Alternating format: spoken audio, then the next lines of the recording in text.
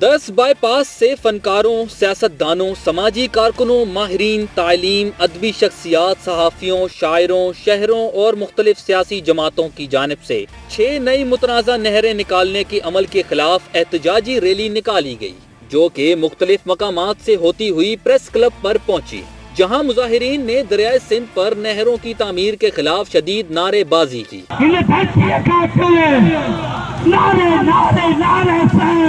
احتجاجی مظاہرے کی قیادت عبدالرؤف مکسی، سدھیر میرالی، علی محمد بھرانی، استاد رحمت اللہ میرالی اور گدا حسین سولنگی نے کی۔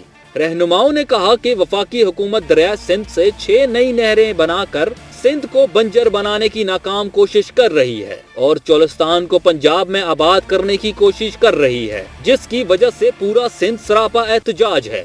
صدر زرداری نے اپنی چوری چھپانے کے لیے جو سندھ میں کینال کی تعمیر کے منصوبے پر دستخط کیے ہیں، وہ خود ہی 6 کروڑ کینال تعمیر کر رہے ہیں۔ سندھ کی زمینیں ناقابل رہائش ہو جائیں گی اور سندھ کے لوگ بھوک اور بدحالی سے تنگ آ کر خودکشیاں کر لیں گے۔ وفاقی حکومت سندھ کے 8 کروڑ عوام کے حقوق پر ڈاکہ ڈال رہی ہے، جسے برداشت کرنا ناممکن ہے۔ Sindhi Altaf Soomro, bureau chief media news, S D Moro, ضلع نوشہر و فیروز۔